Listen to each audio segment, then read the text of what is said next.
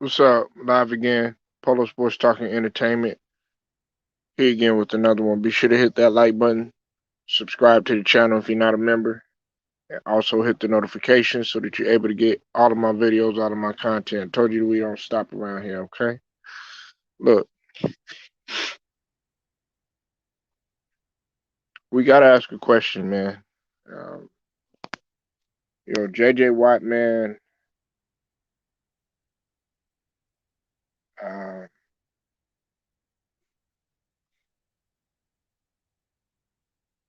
a lot can be said about him. You know, I mean, let's just start.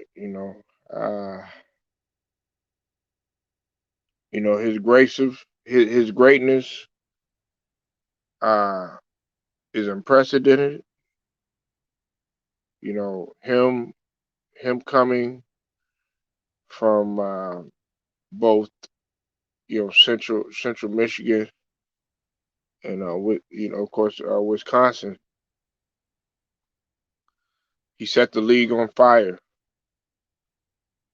You know, uh, especially when he came in 2011. You never seen. I mean, you've seen many guys, many defensive ends over the course um, over the course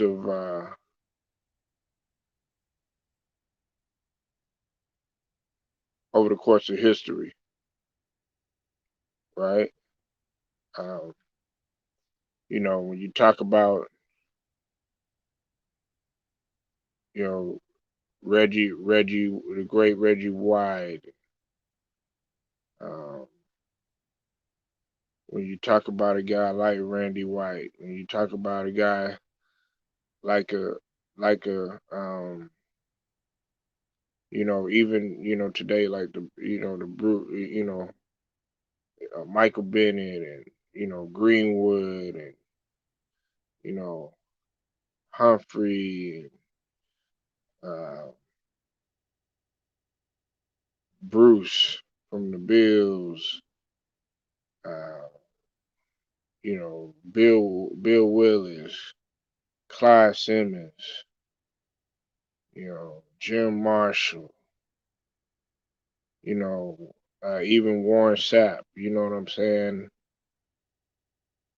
Youngblood, Selman, uh,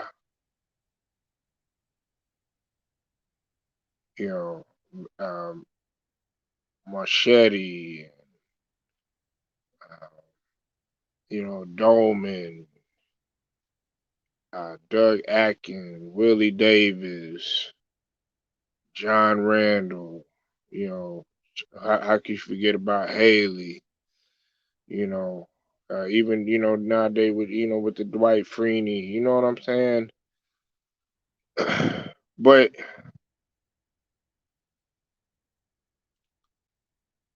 when it comes to JJ Watt, man, you had never you never saw a guy as versatile as this guy right here when he stepped foot into the NFL in 2011. Immediately he made impact with the Houston Texans. You're talking about a multiple time defensive player of the year in the span of 3 years. When you talk about 2012, I think it was 2014 and 2015. Uh, you know, All Pro 5 time. Uh, you know, 2 time NFL sacks leader. You know, he led the league in forced fumbles. You know, uh, got the lot trophy in 2010. You when he played in college, All American in 2010.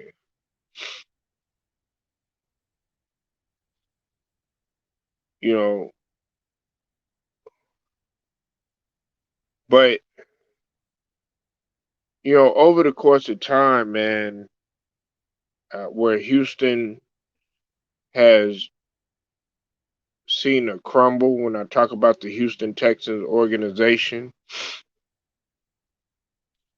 you talk about um, you're talking about an organization that really hasn't been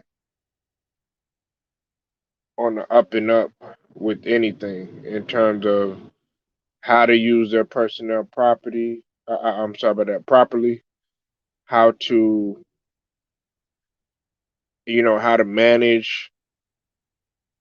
The front office is a mess. Them trying to blame it on personnel, things of that nature. But somehow J.J. Watt gave that organization hope, and not taking away anything from some of the other players there who who were dynamic players too. When you talk about Arian Foster, when you talk about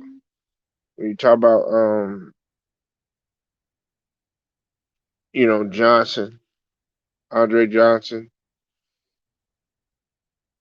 and now with the whole Deshaun Watson situation, and of course you can't forget about Hopkins either.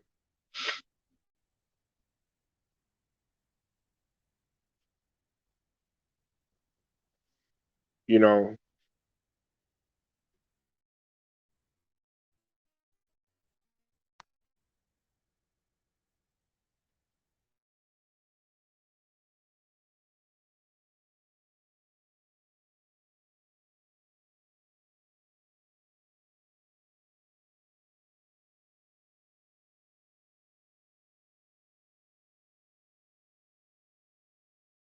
ourselves a question: is it time for J.J. Watt to retire? I want to hear from y'all.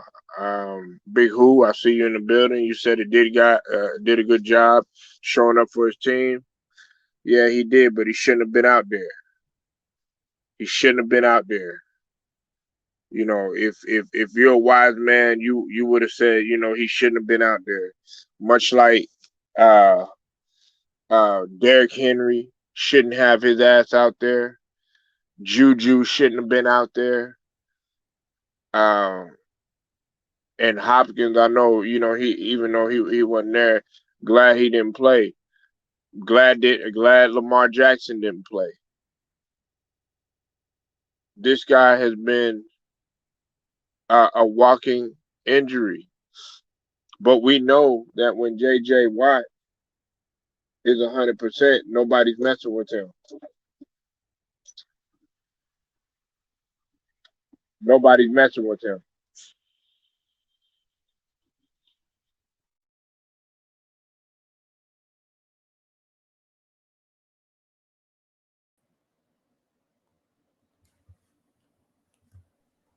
What you got, Scrub? What's up, Paul? It's yeah, it's time. He's played a lot. He's played a long time. He's made his money. He's been banged up too. He also has a lot of interests. He does a lot of things outside of football. You know, we talked a little about it the other day. Didn't get too deep into it, but yeah, I think it's time for him to retire, man. I don't think he's gonna get to get a Super Bowl. Um, he doesn't really have anything more to prove or not prove, so he's had it. He's had a great career. Time time to cut and run. Did what you could, move on. Now, what should he? Yeah, I don't expect it. I don't expect him to retire. He'll probably be back for another season, not whether it be in Arizona or somewhere else. Is the $1 million question, but I think he's going to end up playing next year.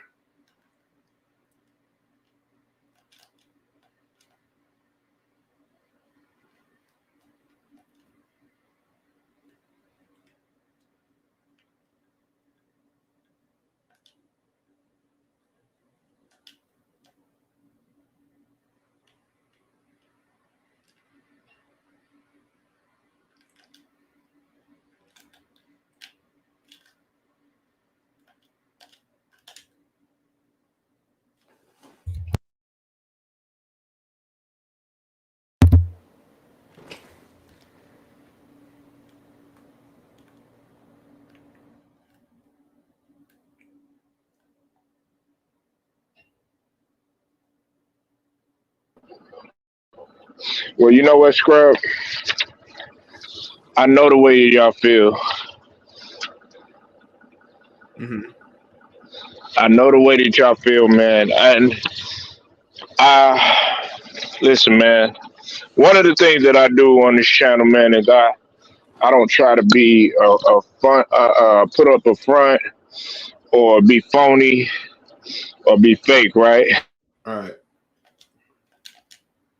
But I gotta be real, man. And I talked to one of my friends over the last couple of days, and we've been talking about football, and they actually heard what you guys like you and Young were saying, and my friend actually told me that I sound stupid saying what I said when I was defending him. Not about him how he was versatility wise and all this other stuff, but he's like, man, he's damaged goods right now. He's damaged goods, and so I got to give credit to Scrub Zero and Young because I thought about it and I said realistically, I said, is JJ Watt is JJ Watt useful?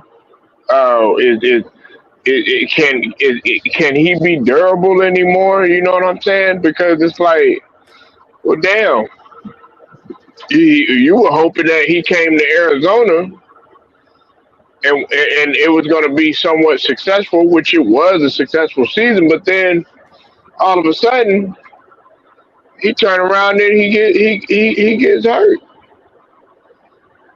And it's like, damn, and see, I guess it was I guess it was my emotions, my raw emotions that kind of took over because I don't want to, you don't want to see a guy like J.J. Watt of this magnitude, of this type of talent go out like that. You know what I'm saying? And I guess that's what I saw. But I thought about it though, Scrub man, and I said, I think it is time for J.J. Watt to retire, and not only retire, not just call it quit, right? But J.J. Watt, you know what I'm saying? He's an intelligent guy. He could do something in some front office. My first thing would be like, okay, you was with that Houston organization for the beginning of your career, man. Go back up in that front office. Go back in there, man, and go ahead and start saying like, look. I ran this organization. I made this Houston Texans organization an entity again for people to come here to Reliant and come and watch this football team and everything. Made it fun. Now I'm gonna come in here. I'm gonna do my best to clean house. The community knows me. They trust me. They know who I am. They know I'm not about that BS and all this other stuff, all this stuff that you got going. So if I'm JJ Watt, I'm retiring and I'm headed to Houston and I'm going in the front office.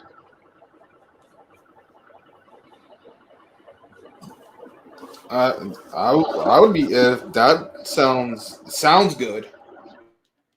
I don't know how I don't know how they go about their business as far as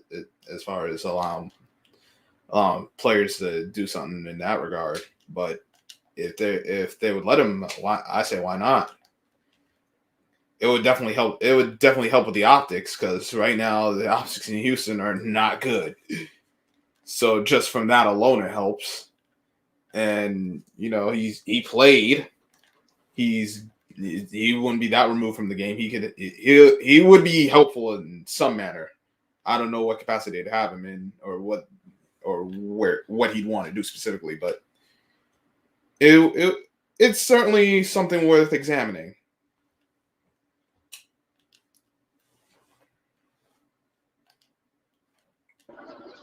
Well, look, I mean, I just gotta understand it. Like, okay, I'm trying to think of a person who like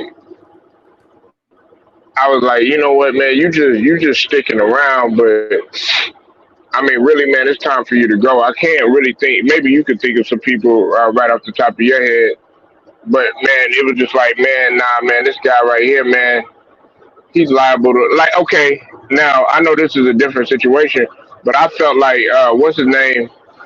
Yeah, Teddy Bridgewater when he received that hit Hmm. when he got hit and everything, I was just like, man, nah, Teddy Bridgewater because he got hit like that when he was in Minnesota. I was like, man, go ahead, man. You've done what you could do. You know what I'm saying? Now it's time for you to go. Even when it came to a guy like Ricky Williams, okay, look, it didn't have nothing to do with the injury situation, but it's just like, man, you're constantly running into different circumstances and stuff like that, man. It's just time for you to go ahead and call it quit. Everybody can't have a luxury career to last, 10 plus years, or even shoot 5 plus years, because I think the average, what's the average, Scrub? I think about The three or average four of years. about 3 4 years, yeah. I was thinking about like five, 3 4, yeah. So you don't really you don't you're blessed to be playing like even 8 years. You know what I'm saying? Especially as a running back. Yeah, the shelf life for a running back's even shorter on average. Hold it down for me, Scrub. Hold on one second. All right. Uh, a guy I was thinking about, quite a bit different situation because he played longer, but it's like you just had the feeling it was time for him to go.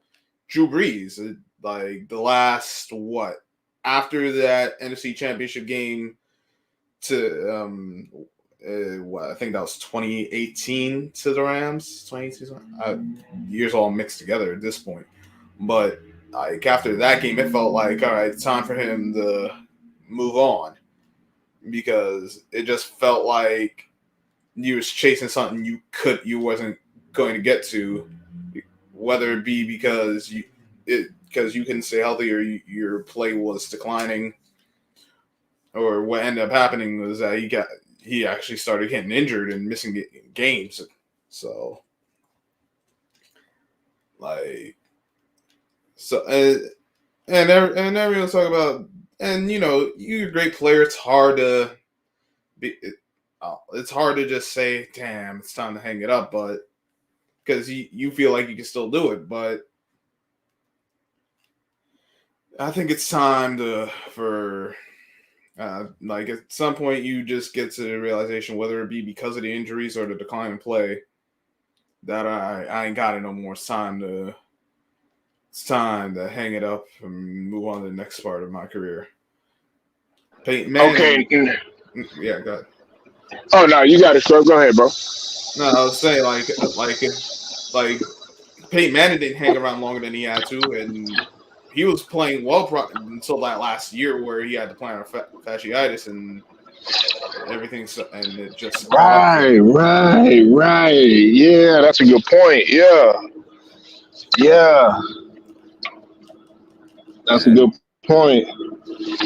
he got through that postseason, but you saw compared to what Peyton Manning had done in past years, it was like he was not anywhere close to the same guy.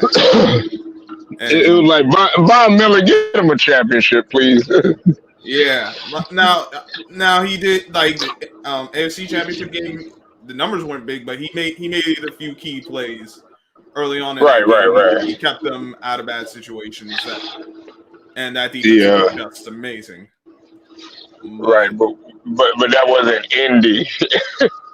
that wasn't Indy Andy paid. Payton. That wasn't even early Denver Peyton Manning. That was he realized that was pretty much the end of the road for him.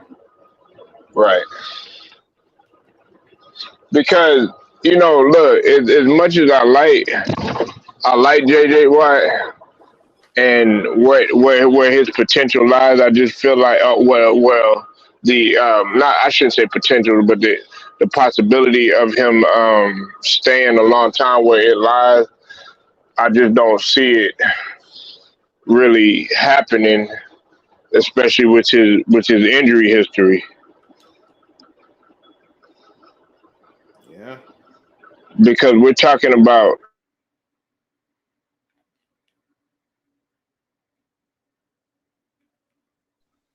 we're talking about a guy, man. Like, see, hey Scrub, let me let everybody else know. Scrub probably already know this, man, because you a football head, football junkie, whatever you want to call it. Just like myself, to a certain extent. But listen, what people gotta understand, man, is that when these doctors go in the office with these NFL players and NBA too, boxers, all of them, these boxers, I mean, these doctors are not just telling, they're telling these guys, look, one hit can probably end your life, probably your livelihood. One fall or something like that, you probably won't even be walking the same. And some people are like, okay, damn, do you want to play with your kids again? Do you want to be able to run with your grandkids? You got to think about the life after football or after basketball or after boxing or after your different sports. You know what I'm saying?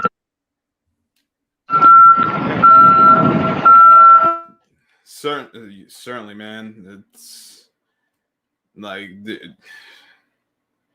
it's crazy because how much do you it's really depending on the player and all that, but it becomes a question of are you do you really want to do this now?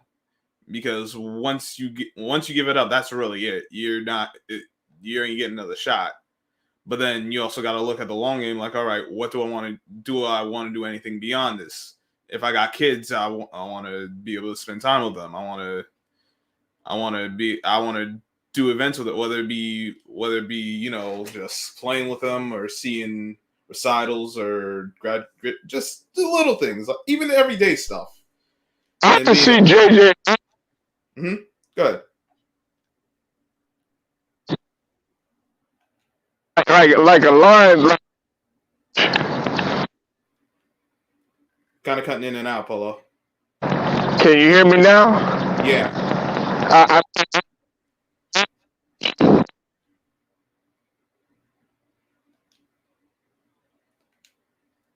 Dang.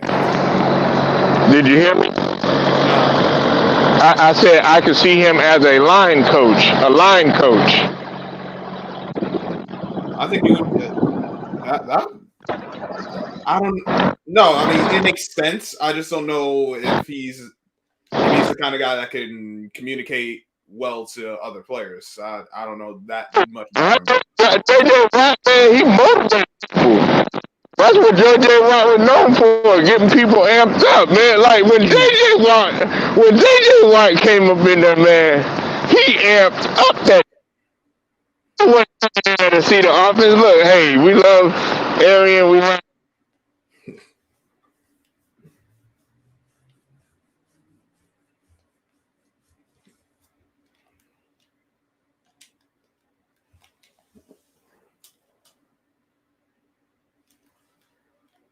I think he cut out again, but yeah, but I got you.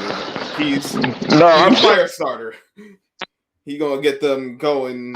So yeah, a lot of those make sense. Yeah, if you.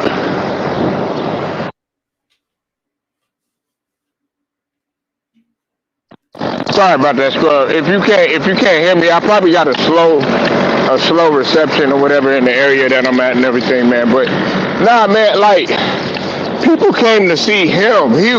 People want to talk about box office. JJ Watt was box office, but it was because he had that motivation. You know what I'm saying? Like that hyped up. Look, I don't care what motherfucking race or color you is. A lot of people they get into that stupid shit. But look, dog, he was trying to win fucking games. And by any means necessary, that's what he was doing. Look, if I gotta go play tight end, hey, I'll go do it. If I gotta be William the Refrigerator Perry and run the motherfucking ball in there, I'll do that. Dog, he was so versatile. That's why y'all don't understand why I like guys like a motherfucking Travis Kelsey, like a motherfucking who else? Like I even like Le'Veon Bell and Gurley because they brought versatility to the fucking game. They've been being able to catch the ball as well as run it too. Because when you don't know how much of a threat you are when you could do multiple things. And you said Jelly Bean, salute to you. You said JJ Watt should either retire. He's a first ballot Hall of Famer. Of course he is. You ain't even got to think twice. 3-time defensive player of the year, scrub. Oh, he's getting in. Ain't no debate about that. We know he's gonna get in. Shoot, that would be highway robbery if he didn't. You know, look at the battle, but like JJ Watt, there ain't no on. It's just next. JJ Watt, yeah, he's in next.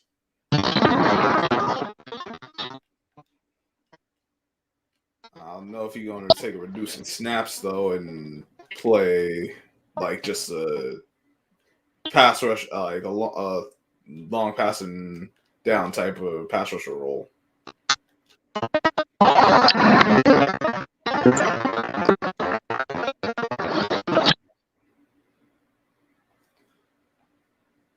Hey.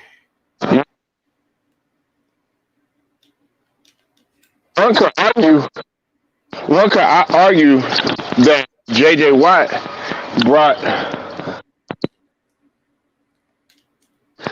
whole new element to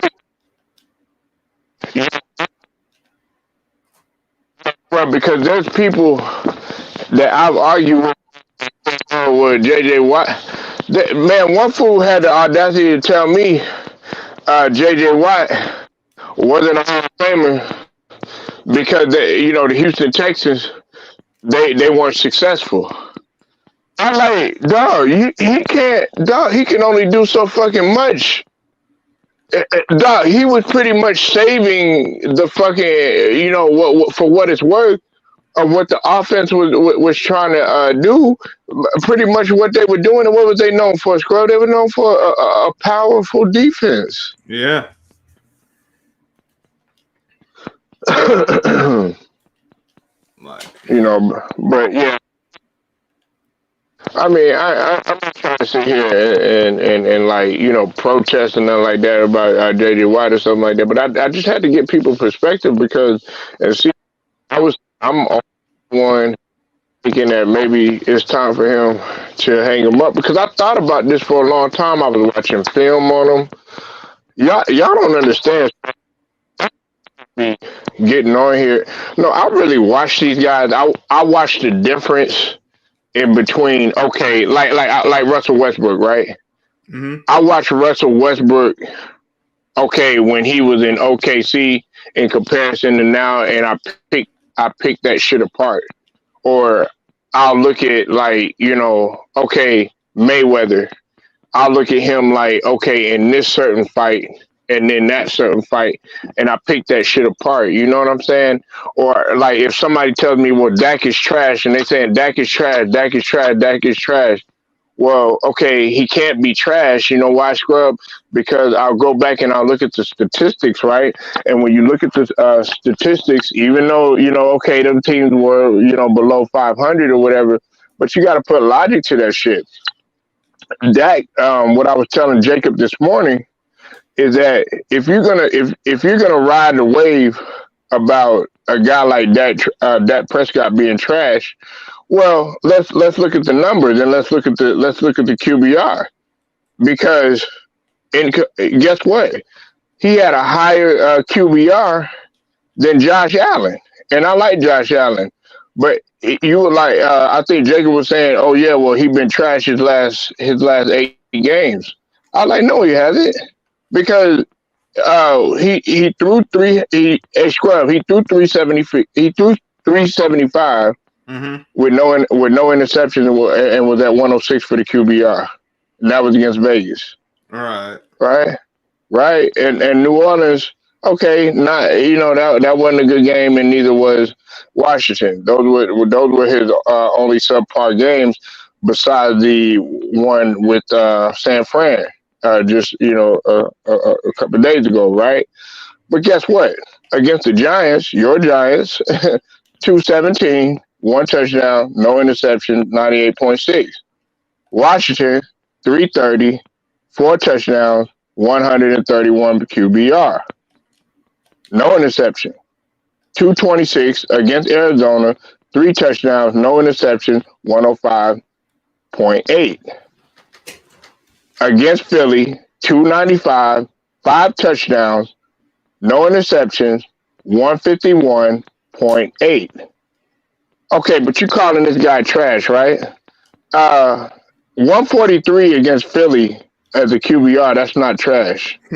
130 against Carolina, that's not trash. 116 against Giants earlier in the year, that's not trash. Against New England, 445 yards, three touchdowns. He threw an interception, but still managed to get 108 QBR. Against Atlanta, 127 QBR. You know why? Because he had 296 with two touchdowns and no interceptions. Right? So how okay, why would you sit up there and see, when you say shit like that and you say, okay, yeah, this guy is trash, I'm gonna go check and I'm gonna see, like, okay, why is he trash? Oh, okay, because he played against um guys that were sub 500. New England was it? New England was it? And neither was Philly. Like that's, but you see, everyone gets caught up in the moment, and then they looking like, all right, then they're taking all the bad times. And Dak had some bad games. I won't lie. It hasn't, since the injury. He hasn't. It, like, his play wasn't where it was before the injury. But let's not act like he was just like he didn't belong on the field. Wait a minute, wait a minute. Okay, so you said that his play wasn't like what it was, right? Hold on. Guess what his QBR was last year? I'm just talking about the injury this year, not the one that knocked him out the season, but the one that he missed the 3 games. Uh, oh, okay, okay. Oh, you're not talking about the gruesome. No, I'm not talking about that one. I'm talking about Oh, okay. Okay. I know what you're talking about. Okay, yeah. Okay, that's fair. I'll give you that. I understand what you're saying. All right, go ahead, bro. But yeah, he it hasn't been the same. But remember what it was like last year. Remember what it was like for them last year once he went out. They were awful. It was. No, because Dak was the guy who got them in position. He lined them up. He keep them on the same page. Now, for whatever reason, it didn't happen in this playoff game, but you can tell the difference when when you know Dak's there when he's not. Right. There's a reason why he got the money, and everyone wants to say he ain't worth money. Well, listen, you're not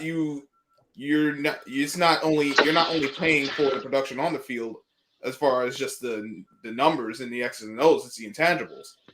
The other part is that you also have to utilize him to the best of his ability. You have to understand what kind of quarterback he is. Not every quarterback is going to throw for 400 yards every game and give you 3, 4, 5 touchdowns. But can he control the pace of the game? Can he control tempo? Can he keep you out of bad situations where you're not turning the ball over? Where if you don't score, you could at least punt the ball away. Like, it just little things. Because there's a statistic like when Dak passes 30 or more times, he's not very successful. Well, then don't have him pass 30 times. Because the Cowboys gave up on the run easily too many times this season, and it's the same thing I've been saying. That other people said it, like, you gotta run the ball, and it's not just a Dallas thing. But since we're talking about the Cowboys, you have Ezekiel Elliott. All right, he's not the same guy. He's not the same guy he was in his rookie year.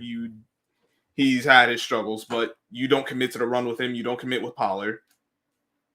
I know the old line isn't where it used to be, but you gotta give you have to help your offense and your defense because the best way to help your defense is to have an effective running game. Keep the ball. That's Keep facts. your offense on the field so your defense doesn't have to get on the field. Like, But you know what those squad? Okay, mm-hmm. I think I probably already asked you this though, man. But I'm I'm like this, man. If if I'm Stephen Jones, and if I'm the front office, I'm pulling Zeke in there immediately, and I'm saying, okay, I'm getting into his head because Mike McCarthy's not going to do it, and that was evident. You saw that Mike McCarthy did not have a good relationship with his players. You know what I'm saying? I'm just being honest with you, man. He's not really he's not a player. He's not a player's coach. He's not a Tony Dungy, per se, or something like that. You know what I'm saying? He's not really like, he's not a even a coward or somebody like that. He's not one of those types. He's not a Jimmy Johnson. He's more of a, okay, you just do your job and all this other stuff. You saw that in Hard Knocks. But if I'm the offensive coordinator, you know what I'm saying? I'm pulling Zeke in there. I'm even the front office, and I'm saying, okay, what's going on? Matter of fact, I would pull out film, and I would show him when he was at the Ohio State. I would show him his rookie season, and I would ask him. I'll pull a Chucky, even though I don't like Gruden and everything. I'll pull a Chucky. You know how Gruden be doing. where, where is this guy? That motherfucker. I would be like, remember you used to do that? Like, and I'd be like, what can we do to get it back to that? And I'll be like this. Do you want to be here? Look, you got 90 million for a reason. Yeah, I mean, you got 90 million. There's a couple other people that got 100 million. Look, do you want to be here or do you not? Because and sometimes you got to hit below the belt too, scrub and be like, look at Taylor with the Colts. Yeah. Look at that. Look at Derrick Henry before the injury with the Titans. You were supposed to be that guy. And I'm pulling him in there. I'm also talking to Randy Gregory. I'm also a Vander Ish. You know what I'm saying? Look, Yep. you in the fucking way right now. Offensive line, like you said, good point. I'm pulling them guys together. I'm like, look, we got to have cohesiveness. We got to be unified. You know what I'm saying? That's what I'm doing. I'm pulling them in the office immediately and doing soul searching. You gotta figure out something because these guys ain't giving you what. Some of them have not lived up to expectations.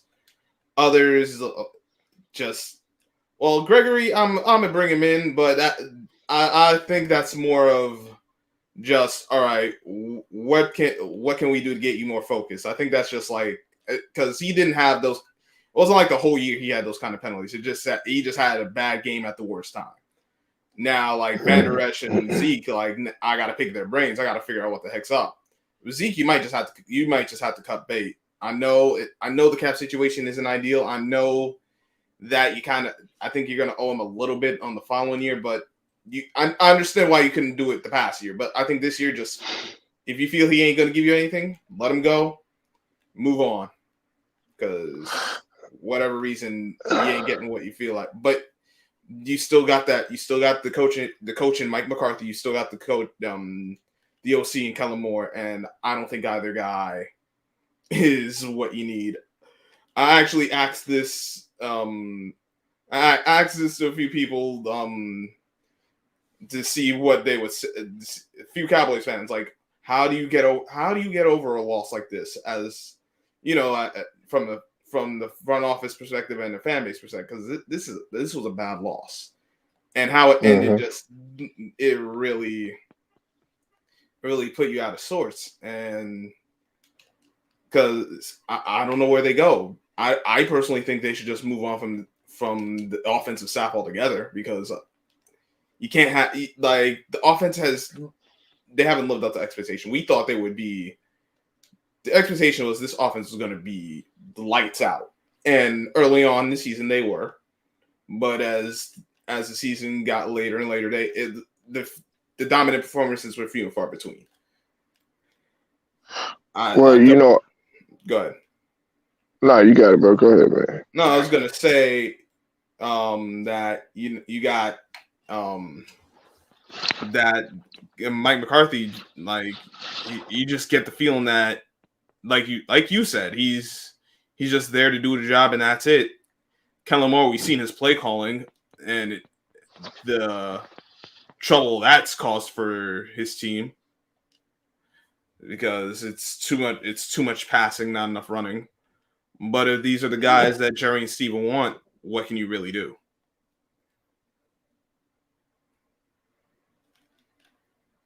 Well, the cream of the crop, man. Dallas's bread and butter has always been what I scrub. It's always been a dominant running game. You know what I'm saying? At least with one primary back, but two that was going to back up as well. A dominant tight end. You know what I'm saying? When you think about Novacek, when you think about even Witten, a couple of other guys, a dominant guy or force on the secondary, right? A dominant receiving core, at least one wideout that was gonna get it. He was gonna just throw it up there. You gonna get it. But the other thing, and also and a quarterback who was really, because Aikman was he was good and everything, but what I respected about Aikman, man, was the fact that he never made no excuses, and he played hurt too. He was playing through concussions and stuff like that. You know what I'm saying? Didn't make no excuses, and he got it done and did it what was needed.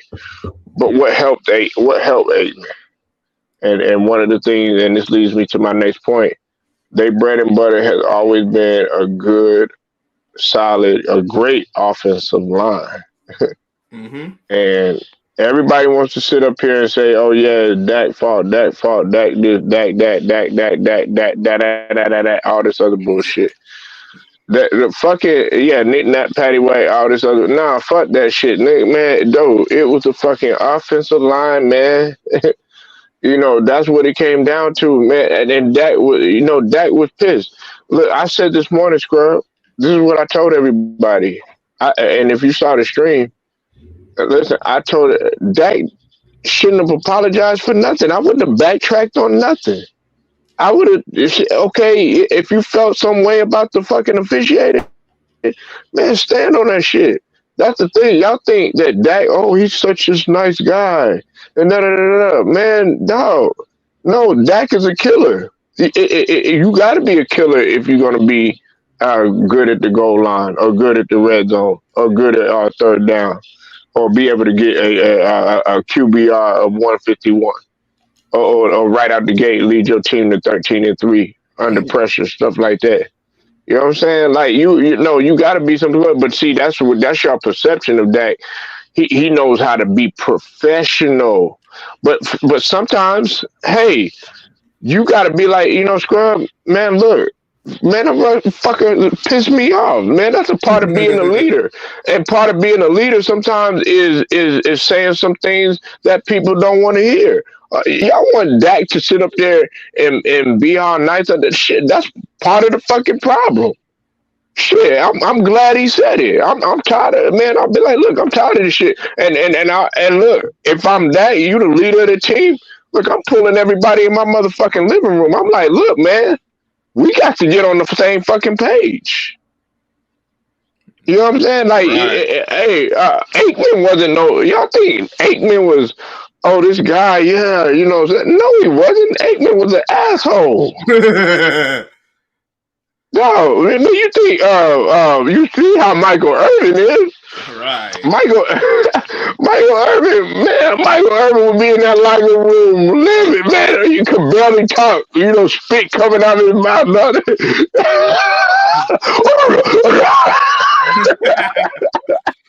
It'd be a hype. Even with fucking Ray Lewis. Man, Ray Lewis, man, even you see, like, you just being around Ray Lewis, man, Ray Lewis make your ass want to get up and go cause damage.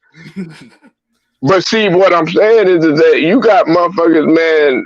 Oh well, Dak, he shouldn't have did this and he shouldn't have did that and all this other stuff. Well, that's your problem. Y'all want to sit up there and rush into the stadium and rush into AT&T Stadium like a herd and stuff. But you want Dak to be a model citizen and be all styling and all this other stuff. No, I'm not apologizing for nothing, scrub. And matter of fact, I go after. Look, I know this is gonna be. This probably gonna upset you. Shit, I go after Saquon. Shit, I go after Saquon, man. A healthy Saquon, but he been getting injured and stuff. I still believe in Saquon, though. But man, his time running out. I go after that motherfucker in a heartbeat, man. I'll be reaching out for everybody, man. I go get shit. I try my best to get a hold of motherfucking TJ Watt dominant linebackers and shit like that, man. Y'all. You think the Steelers gonna give up TJ Watt? Man. Yeah, they gonna want something from him, but I'm just saying though. I'm that's wishful thinking, but I'm just saying, it like you said, Scrub, just a few minutes ago or whatever. It's about, man, really assessing the real problem, and also a lot of people don't understand this though. Is that I think you probably said this before too, Scrub. Jerry Jones, man, you know, like I respect Jerry a lot, but man, he do need to sit down. That's the He need to thing. sit down somewhere. That's the thing. Jerry is. He's never. This is the issue when you're the owner. You can and you have the mindset Jerry Jones had. He ain't going to just sit down. He going to do what he's always done, which is hype up his team and call the shots. Now I think he's taken a bit of a step back, but even so, it's not enough where you feel all right. Nah, this is just, all these guys just got to do is go out there. Everyone just got to do their part. You still got that aura of Jerry Jones hovering around you. Jerry Jones want to be the coach. He want to be the line coach. He want to be the offensive coordinator. He want to be the trainer. He want to be the water boy. He try to get out there and play quarterback. You know what I'm saying? He be over there. He want to be the kicker. Jerry Jones gonna be Jerry Jones. He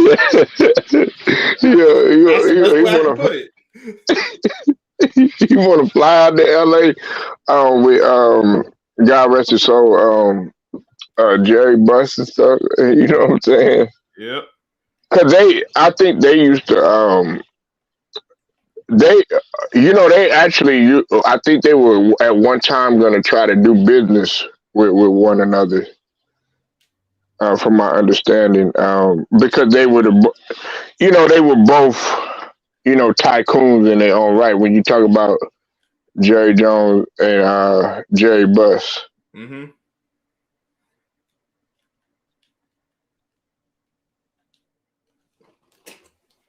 I could definitely, that sounds like something Jerry would definitely do. Because I remember seeing something like that. Okay, wait. Yeah, here we go. Here it was right here. Let me see. Because I remember seeing something like that.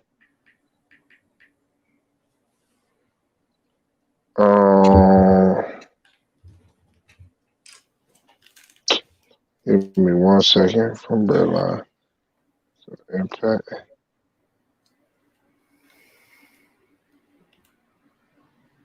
I just remember them. They were trying to work out something.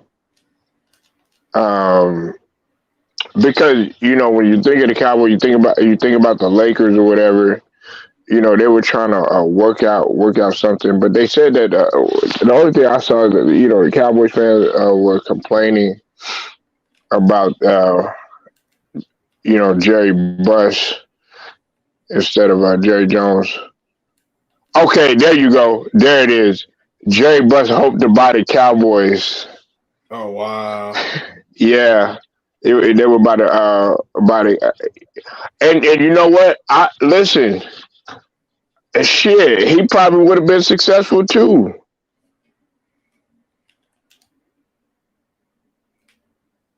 That'd have been crazy. It would have been having the two biggest teams in football and basketball, man. Yeah, that'd have been crazy. Because you look at the Rams, right now, and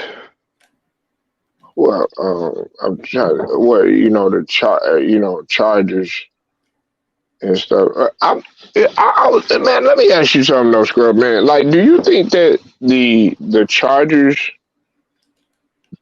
are, they on their way up, man? Because they started off the year, decent, man, and then I don't know, man. They just and then they turned back into the Chargers. Yeah.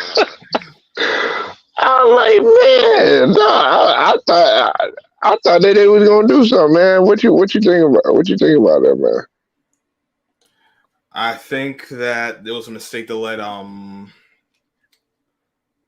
Anthony Lynn go. Personally, they felt they needed to make the change. They made the change. It ultimately didn't net them anything as far as the win-loss record. I like Justin Herbert, but he was playing he was playing at a high level the first few games. He was, but his play got to get better. The O-line still needs improvement. There's still a good ways away as far as players and whatnot, but I think that some of that the situational coaching wasn't good because they lost some games late that they came up short in some games they should have won. But I think they're still the Chargers and they're ultimate until they got to show me they can do something different. Like they can actually get to that next level because I ain't got no faith in them as of right now. I'm just gonna tell how it is. I ain't got no. That's how you. I mean, that's how you feel, man. I mean, look, we got a big chance, man. You know what my focus is, though, man. I'm focused on that the 49ers and and the Packers, man. Who you got, man? Let's break all this down right now. We got Scrub up in here, man. Let's who you got, man? Let's get down to the meat and potatoes. I'm gonna take the Packers. They've been playing well to the end out the season. I know they lost to the Lions, but they weren't going to go all out against them anyway. So no surprise there. But they got themselves a top seed. They need to win. They need to win the Super Bowl this year. There's no two ways about it at all. But they better be careful because the Niners will give them problems. They run the ball. They are a physical team. And as long as Jimmy Garoppolo doesn't turn the ball over, they're gonna have their hands full. Okay, who you taking out of Cincinnati and the Titans? I got the Titans. Oh man, let's see another bold prediction. Look at this dude. The Titans are the number one seed. They didn't get there by accident. Look, man. They listen. They got the most pressure on them. The Bengals ain't really got no pressure, man. Man, listen, I like the Titans. They got a good. No, they've run the ball well. The only my only source of worry would be is going to be how Ryan Tannehill plays this weekend. If he plays well, they'll win. If he doesn't, I don't think they'll be able to overcome it.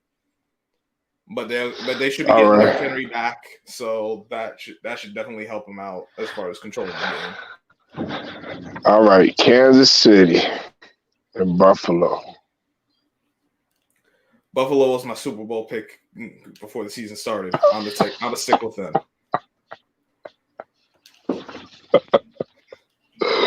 Oh man, yeah. Hey, I do want to see Josh Allen though, man. I like Josh Allen, bro. Like y'all don't understand, man. The way Josh Allen, like the way he plays, man. He plays like as if it was like 90 degrees outside in that cold ass weather. All right, look. Mm-hmm. I got Tampa Bay. We gonna beat the Rams, hopefully. I know it's gonna. Tampa too. Yeah, but you know McVay. You never know what McVay is gonna throw at the goat. You know what I'm saying? McVay ain't nothing to be slept on. With the 49ers in Green Bay. Oh man, you know.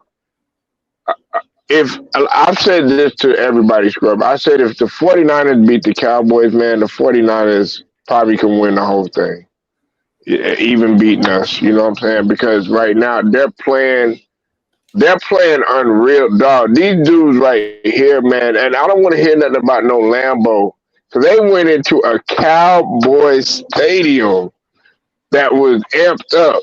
So they could still go up in there, man, and suck the life out of Lambo. You know what I'm saying?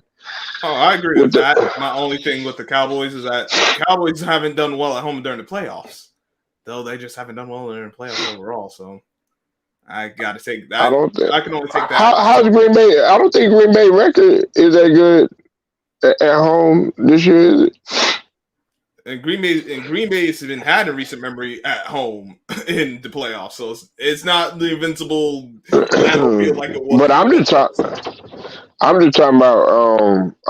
about their record in general this year. I think what did they do? What they were at home. Hold on one second. Let me check. Let's see. If you pull your archive before me, hey, it's fine. Packers schedule. Let's see. No. Okay. All right, here we. Oh, Packers were 8-0 at home. Oh, they went 8-0. Yep. Okay. All right. They went 8-0. So, whew, you got to go to Lambeau, and it's cold. It's cold too, man. Oh man. Now, with I've already I got the Bills beating the Chiefs. Now, Cincinnati. Let me tell you the reason why I got Cincinnati, man. Okay, and I know you're gonna think I'm gonna say the obvious with Burrow and Chase. That's really not the reason. The reason is because they secondary defense, man, is something to really pay attention to, dude. Man, when you talk about motherfucking you know, you got guys like you got Bell, a Woozy, you know, you got Flowers, even the rest of you know, even on the line and the linebackers, man, when you talk about the guy Wilson, when you talk about Pratt, They defense, man, is something ridiculous, and they young, and they feisty, and they hungry, man. I don't think people looking at the boy Bates. I don't think people are looking at Bates. You know what I'm saying? I You like gotta Bates. pay attention. Yeah, and Hubbard, like these guys, they got a defense, man, that is young, athletic, and stuff like that. Because okay, yeah, Burrow did a great job with throwing the ball, excellent job, managing the game, stuff like that. But man, that defense really kept them in it because man, look at all the pressure that they were putting on Carr.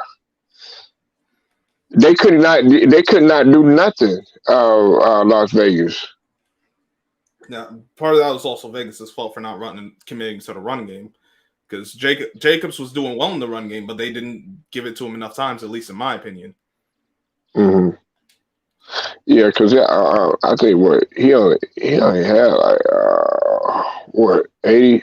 Well, he only had 83 yards. So no, he had way more than that. He had like he had like 127 altogether. Jacob, Jacobs had 83 yards on 13 carries. yeah, He was effective. He had 44 yards. yeah, he had 120. He like had 120 something, 27 man. total.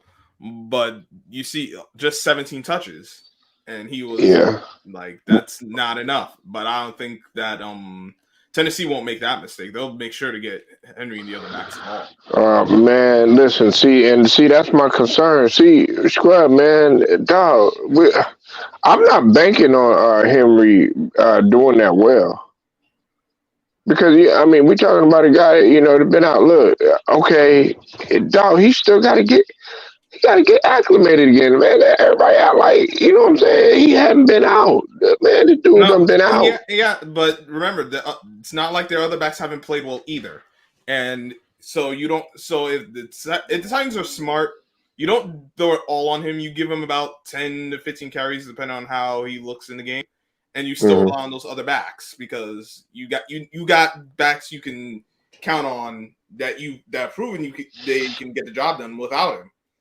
So you're not playing. You don't have to put it all on him and be like, oh, if he doesn't have a good game, we're screwed. Yeah, but see, they've been resting though. Well, it's not like they had the bye week, but it's not like they rested even the last week of the season. They played to get that number one seed, so they could. So it's not like they've been BSing around and man, they barely beat the Texans. They barely, but they won. they barely won, man. Look, okay. Because I know you talking about Foreman. Hilliard and also I think another guys to look out for too is Westbrook, and you never could sleep on Julio Jones. Mm-hmm. You know what I'm saying? But Julio Jones, I don't care what nobody say. Julio, you always still gotta watch out for Julio Jones. Hey, look, okay, is he doing what he did in ATL? No, but they winning though. Just like OBJ, they winning in LA. But we're gonna have to see what happens, man, with Tennessee. I don't think they're gonna hold up against Cincinnati. Man, that's gonna be a good matchup, man. I want Cincinnati to shot these motherfuckers, man. I want Tennessee to run over them. I'm like, let's see how they handle. I want to see if they can hold up against the run game. If they can, then I'll give them their props. Hey, man, and that would be, dog. Do you know how much value? Like his value, and when we talk about Chase and Burrow, their value is gonna super skyrocket through the roof because Cincinnati they've never been this far before. It's been a very long time since it got to this point. 31 years, right? I think it Yeah. was, right? Yeah, 31 years, and you think like, dang, it's been that long since they won a playoff game. They won a playoff game. Now they in the divisional round. If they win this week, they go Man. You talk about a second-year quarterback and a first-year wide Oh receiver. man. That's gonna be crazy. Hey, he pulling some shit like Mahomes, like sort of a little bit similar to what Mahomes did a little bit. Mahomes is taking the lead by storm. But now I know that he ain't as talented or whatever, but I say he's a better pocket passer Oh than yeah, all of these guys. Burrow got, hey, is it me, Scrub? Burrow he got kind of a spiral, don't he? he's played well this year. Coming into this year, I'm like, he okay. Like we'll see what I thought he'd have a decent second year. Mm-hmm. Having Jamar Chase, I know that helps out, but like he surprised me. I didn't think he would do as well as he had, and he throws the ball well. He's good in pocket. He can get outside when he needs to. Mm-hmm. Like, And he's efficient. He's efficient. He can throw the long ball. You know what I'm saying?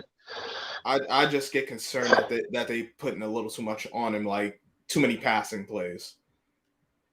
I'd like to see more runs, personally, because like as well as Burrow and Chase have been playing, I think you want to get Joe Mixon about 20, 25 touches. Let what pass and run because he can do stuff in the pass game too. I'd get him going. I think that's gonna be key. You get him going in the pass and run game, and then play off of that because we know Chase is gonna do his thing. And listen, he got better as the season progressed, Scrub. Dude, this dude, you know what his QBR is? Nah, what is it? 108. 108.3. Oh wow. Look, right out the gate, man, 261, two touchdowns, no interception. Didn't play good against Chicago. Not that good against Pittsburgh. Against Jacksonville, 348 yards, two touchdowns, no interception, 132 QBR. You know what I'm saying? Mm-hmm. He doesn't really throw that many interceptions. Now he threw a lot of interceptions against Cleveland, but even in those games where he did throw an interception, like he threw, that game against Baltimore, he threw an interception, but he had 416 yards with three touchdowns. You know what I'm saying? Like, and look, 113 QBR, 102. 125, 103, 143, 148. That was against Kansas City, by the way.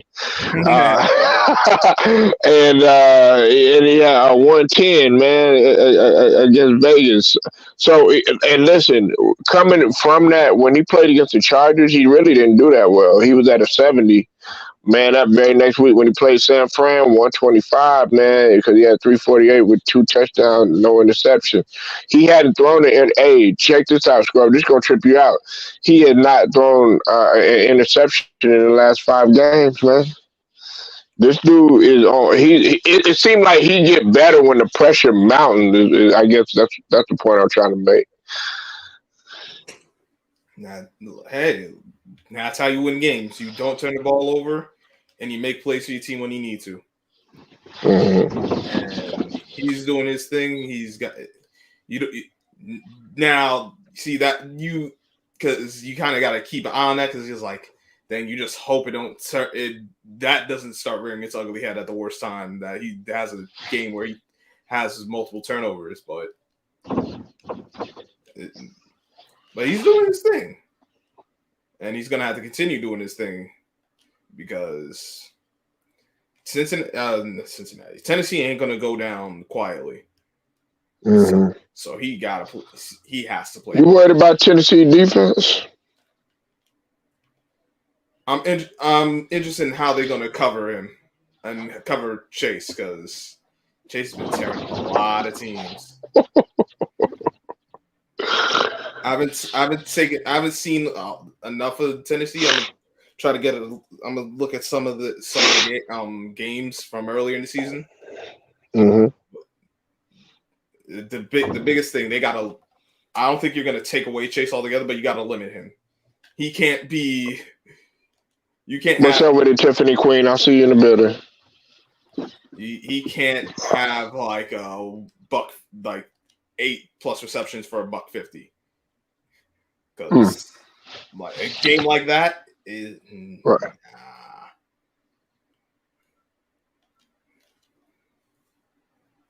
I mean, look, man, they got the momentum, man. Right now, man, Tannehill ain't got shit on Burrow. Of course not. He ain't got shit on Burrow, and I know Julio Jones, A-Scrub. You know where I'm going with this. Julio Jones is looking at Jamar Chase, and he said, "That used to be me."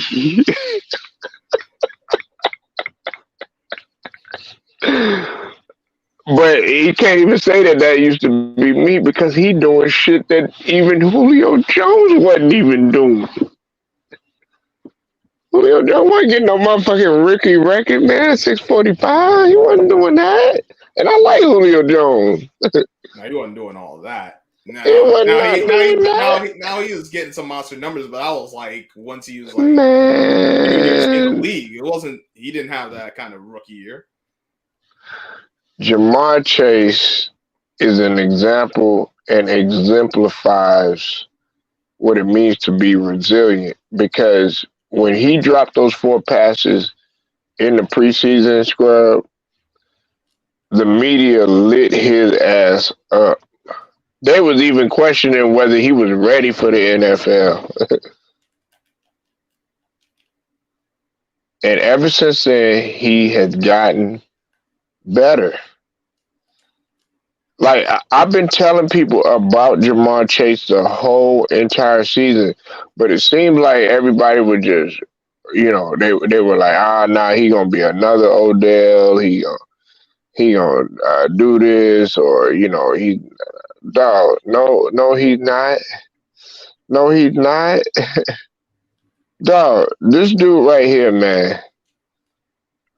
Shoot, let's just go through the numbers. Let's just do it.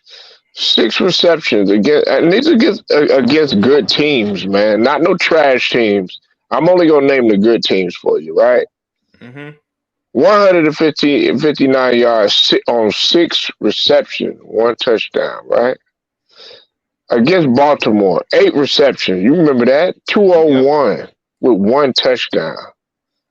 You know what I'm saying? Against Baltimore again, 7 receptions, 125, no touchdown. But man, came through with Kansas City, 266 yards, Scrub, with 3 touchdowns, 11 receptions on 266 yards.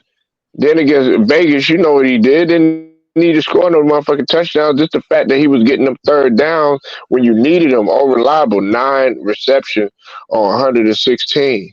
But he was still productive, even in the ones that he had short yardage.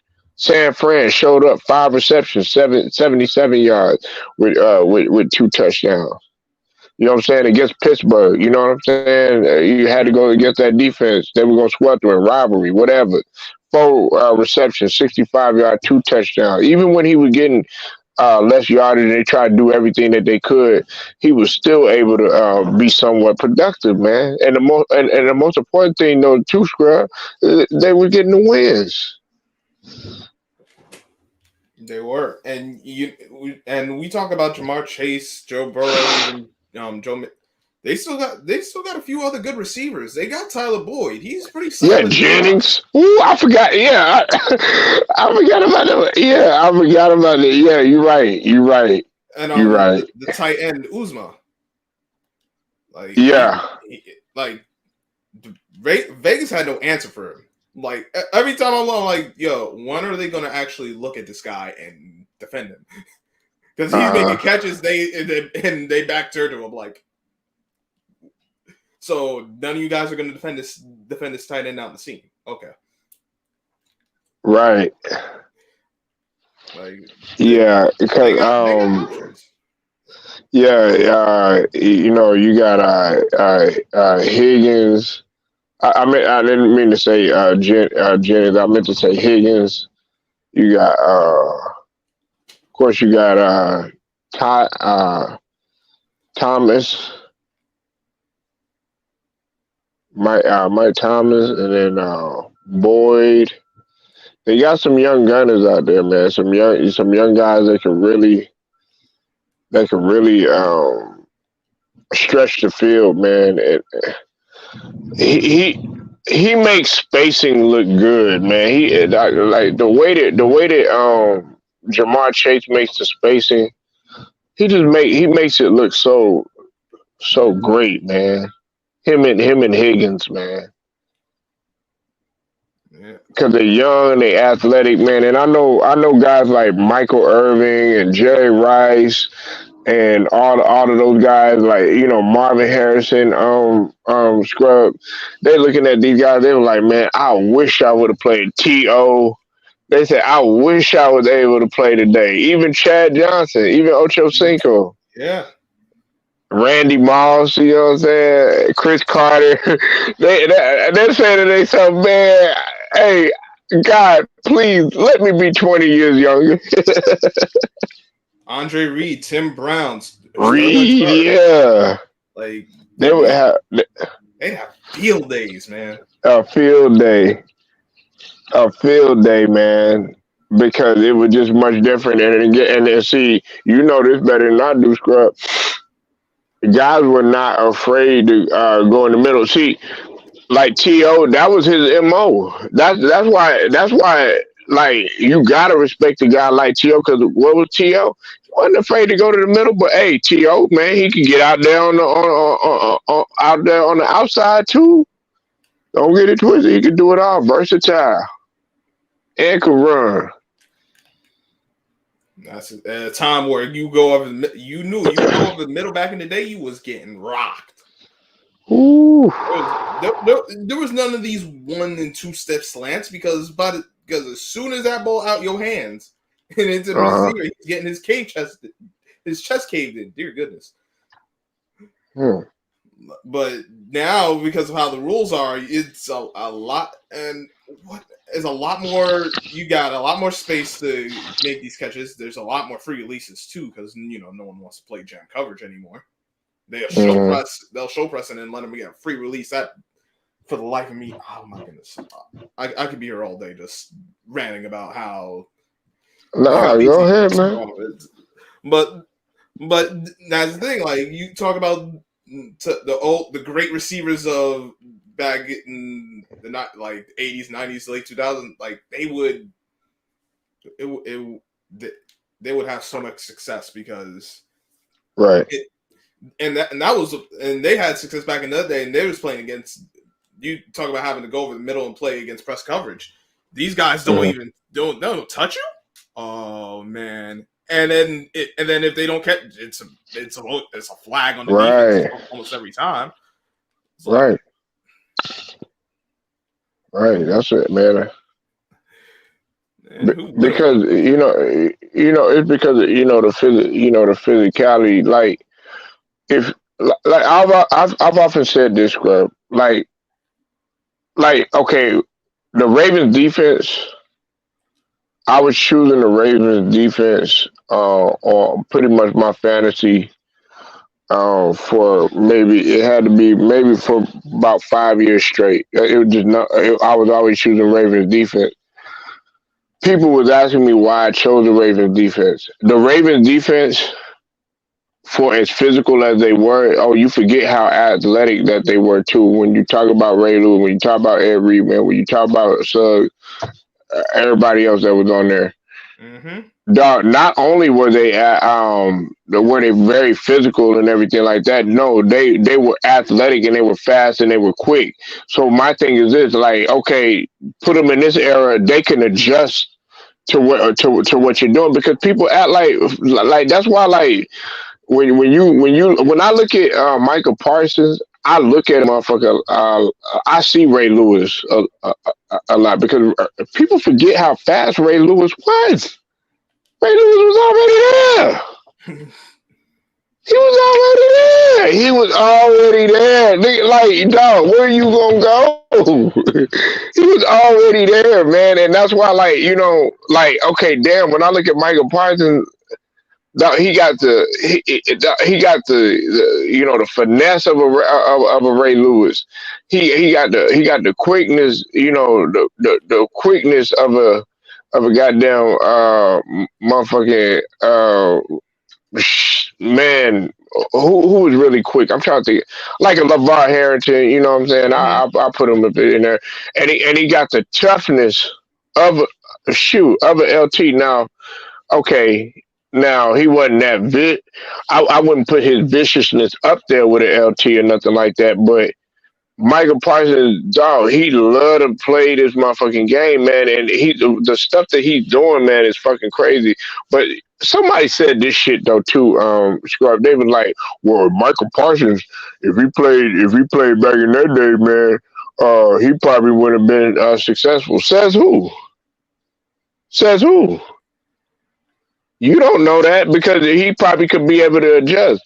But see, that's the thing. That's why I don't like really getting into. Okay, yeah, if they played in today's time, they would be doing this or they wouldn't be doing that and all this other stuff. Dog, that's why what Scrub just said, man. If you put T.O. right now, man, you can go through the. Dog, he be going through the middle all the time, Yeah. waving bye bye on y'all motherfuckers. Dion was already, wasn't into the title and stuff like that, man. The way the shit is in the air now, dog, man, Dion will one hand that bitch and take it to the house. That's a lot of short passes that there's a lot of corners that play back in the day that have been like, oh, the way they put the ball in the air? They'd be like, yeah, please. Put that ball in. Yeah. Like, I dare you to throw this way. Yeah. Give me an opportunity. I'm triple dog day. There's a reason there were certain guys you just knew, like, we ain't going that way. We ain't throwing in there. We ain't throwing in there. And if we are going that way, we got to scheme that up like just like you got to do bunch formation, different route comment, just to make sure that guy wasn't at the ball when you threw it. If you said we gonna take it, we want to get to this guy. Dang, best corners on this guy. All right, we still want to get this ball to him. Now, how do we do that without this corner without the defense killing him or getting picked off?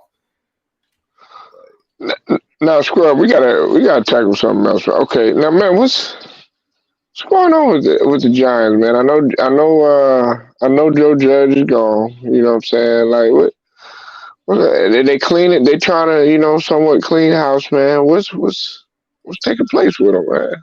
They doing their interviews, the second round of interviews now with the general manager candidates. I forgot about that. Yeah, Adam Peters. Yeah. That got announced today officially. Mm-hmm. Now, because they said they didn't want to get their head coach before getting their GM. They're going to make sure they got their GM first. Then they'll do the work for the coaching staff. It was supposed to be that the GM's supposed to basically, aside from the basic stuff that you would need ownership's green light for, they should have full autonomy, basically. There's been some reports that that would say that suggest otherwise, because of anonymous reports coming from the organization about Chris Mara and his influence and supposed power in the organization. I don't know what's up with all that, but there's a lot of speculation, and it's like, all right, are the Giants really going to let the GM do what he wants to do, or are they still going to have their hand in some way, shape, or form? Mm-hmm. So that's where it is. The Giants have a lot of holes to fill. They don't have a lot of cap room. They're gonna have to make room just to sign their rookies. They'll do some things to maneuver so they can get some cap space, so they can sign their rookies and maybe get a few free agents in. But there's not a lot of wiggle room for them. So either they're gonna get some good draft picks and they'll produce, or it's gonna be another ugly season. Well, I think a point that was brought up, because they were saying that, behind the scenes, it was believed that the GM, they want him to be able to run his own show without, any mandates coming down from Mara Yeah. and Chish in terms of how things, wanted to be done. But the thing that they were really looking at, though, Scrub, that they really want to change is because, y'all got five straight seasons with double-digit losses. And then, and then also, y'all have had what I think is four coaches, four or five coaches in the last 8 years or something like that. It's been what? All right, so Coughlin was let go in 2015. They went with McAdoo, but he didn't even last the whole 2 years. Then Shermer was 2 years, and now Joe Judge has been 2 years. Now they're starting over again. So with the fan base, there's a sense of optimism, but it's also a sense of more of the same. Right. I mean, look, man,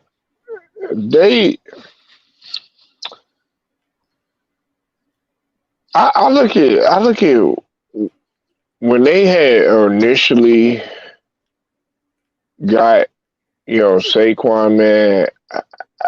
I think he walked into a situation where, okay, this is different, and I know he's frustrated, over there.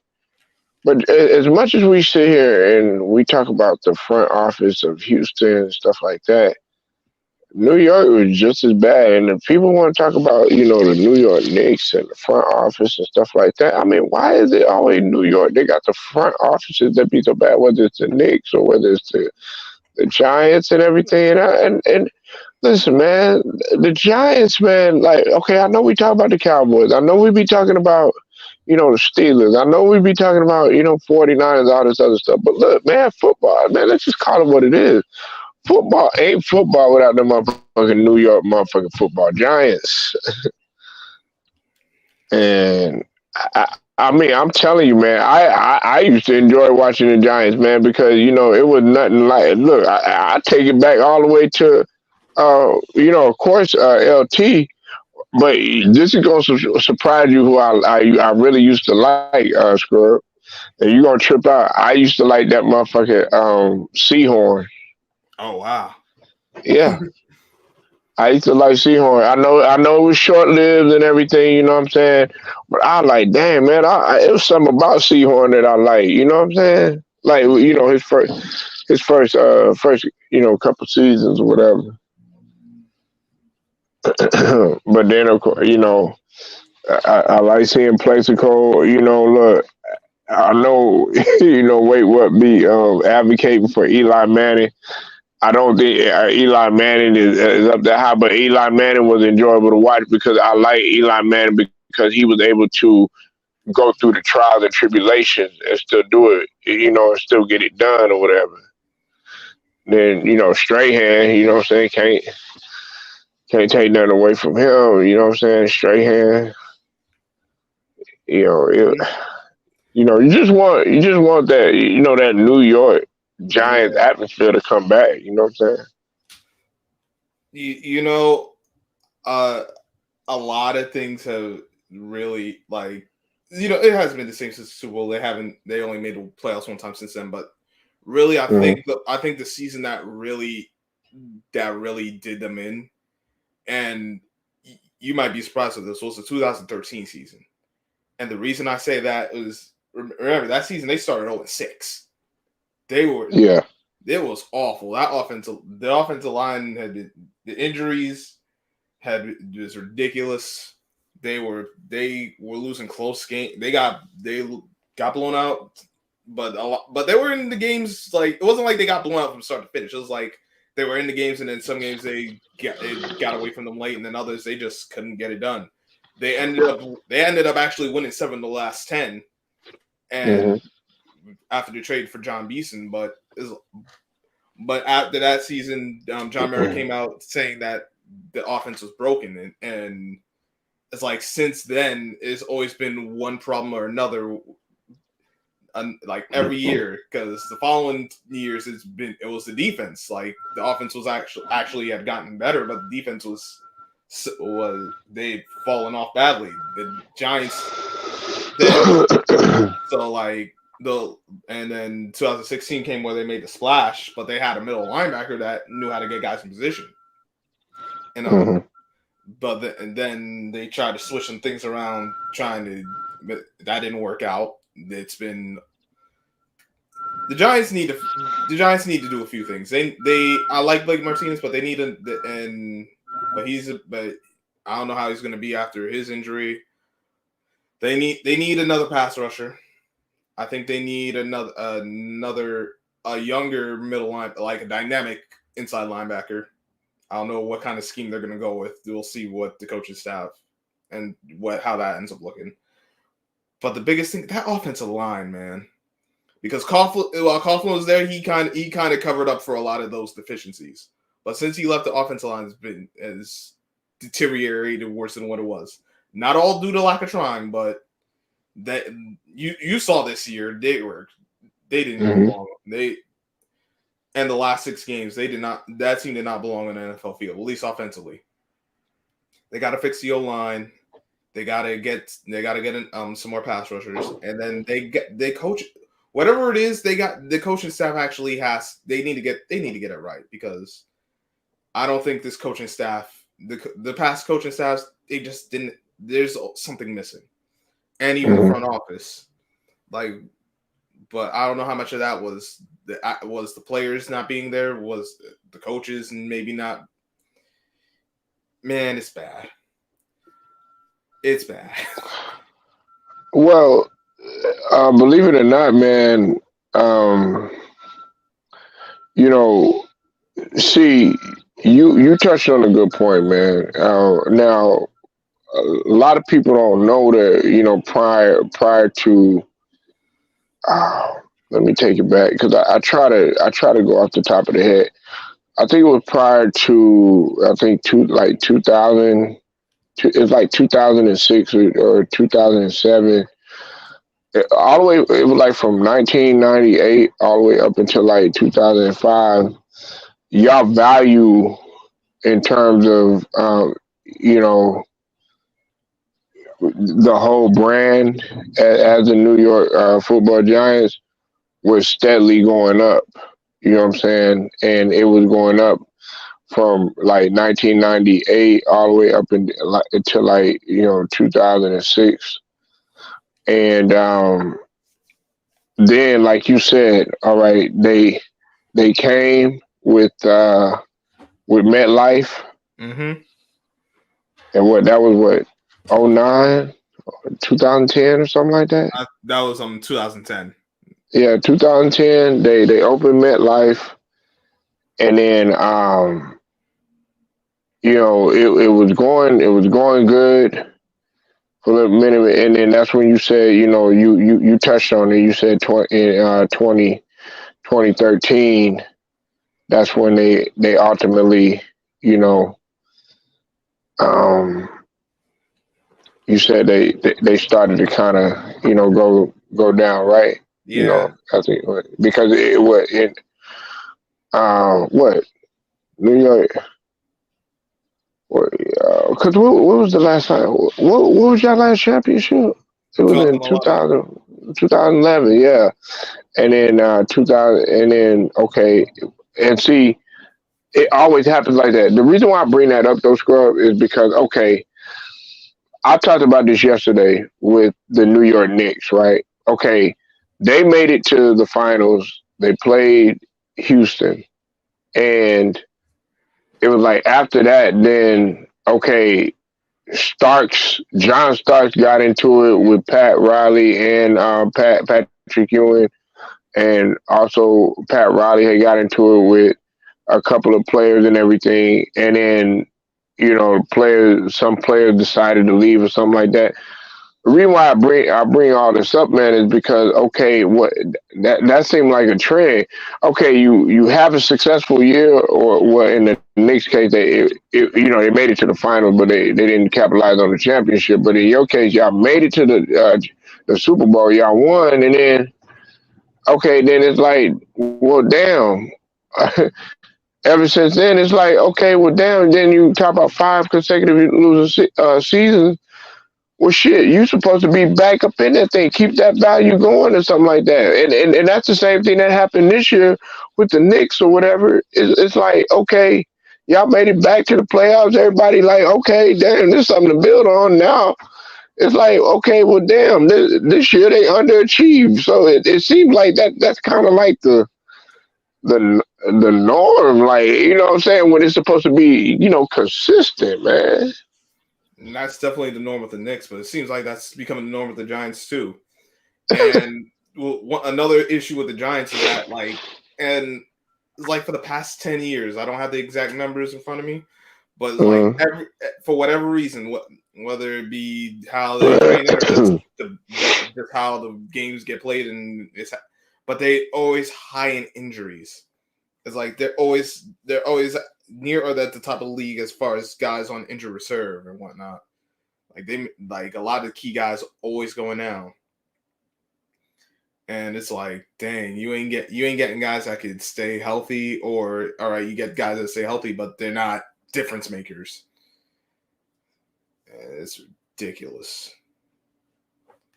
Like them guys, for the like, I can't. It be bugging me out because I think outside of last season, where and that was one of the more healthier seasons they've had in a while, and even then they were still a bad team. So you going, hey, Scrub, man, you gonna mess around and end up becoming a Bills fan.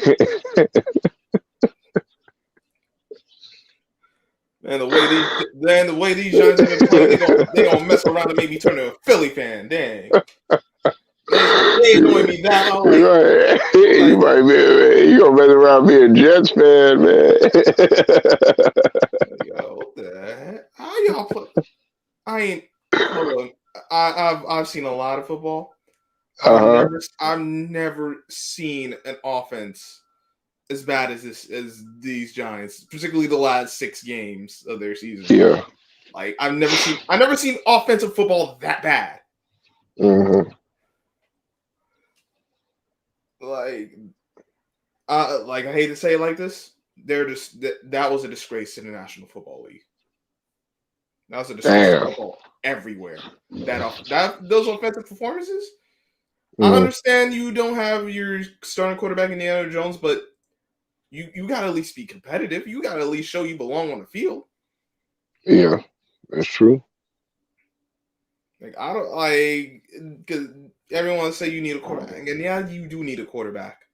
But at what point does the guys you got say, or whether that's all? I know some of that's coaching. I know some of that's the players. I don't know how much as far as proportion of which is which, but everyone is that's on everyone. When are you guys going to be competitive? Next season? Right. I guess we just mailed it in. That's what it seems like.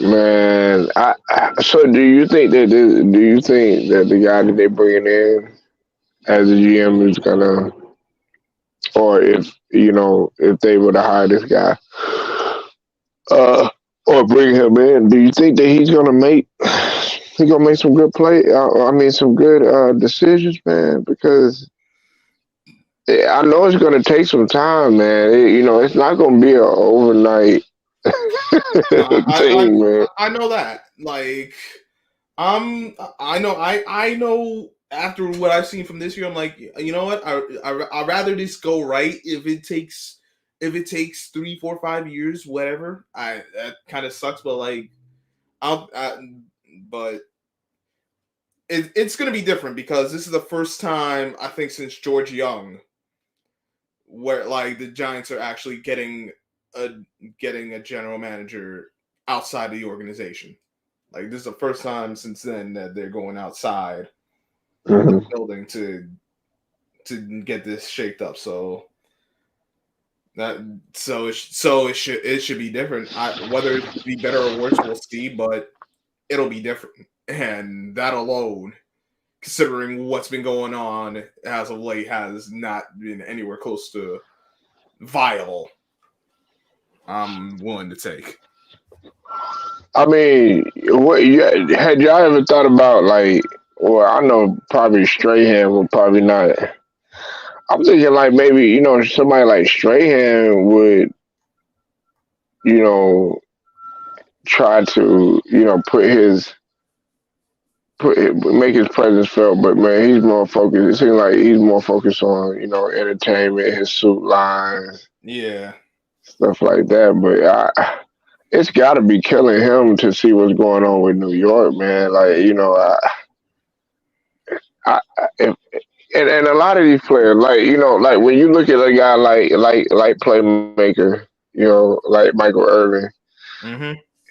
he looks sad about what's going on with his Dallas Cowboys, or like Magic Johnson. You know what I'm saying? He looks sad about what's going on with the Lakers. Michael Strahan looked like he really don't give a fuck. It's like, you know what? I'm just gonna continue to be here and entertain y'all. But if you passionate, but I understand what he's saying is like, okay, I delivered a championship. Ain't that enough for you? Man, this is to be a Giants fan now is man, Mm. it's ugly. You would think, all right, 10 years since winning the last championship, like you would think it